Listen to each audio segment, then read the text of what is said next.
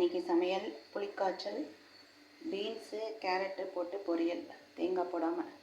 புளிக்காய்ச்சலுக்கு தேவையான பொருள் வந்து எள்ளு 2 டேபிள் ஸ்பூன், கடலைப்பருப்பு, கொஞ்சம் கருவேப்பிலை, முழு உளுத்தம்பருப்பு ஒரு 2 டேபிள் ஸ்பூன், காஞ்ச மிளகா ஒரு 9, பச்சரிசி 1 ஸ்பூன், வெந்தயம் ஒரு 1/4 டீஸ்பூன், மிளகு ஒரு 1/4 டீஸ்பூன், ஜீரகம் ஒரு 1/4 டீஸ்பூன்.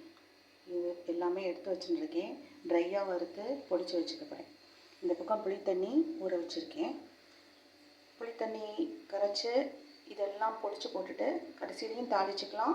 இல்லை முதல்லையே கடுகு, உளுத்தம்பருப்பு, கடலைப்பருப்பு, வேர்க்கடலை, இஞ்சி, கருவேப்பிலை போட்டு அப்புறமா புளித்தண்ணி போட்டு அப்புறமா நல்லா புளித்தண்ணி 10 நிமிஷம் கொதித்ததுக்கப்புறமா பொடிச்சதையும் போட்டதுக்கப்புறமா ஒரு 5 நிமிஷம் கூட கொதிக்கணும். அப்போ தான் திக்காயிட்டு வரும். இதுதான் இன்றைக்கி புளிக்காய்ச்சல் எங்கள் வீட்டில் சமையல். இது முடிச்சதுக்கப்புறமா நான் காமிக்கிறேன். தேங்க்யூ. சப்ஸ்கிரைப் பண்ணிக்கோங்க.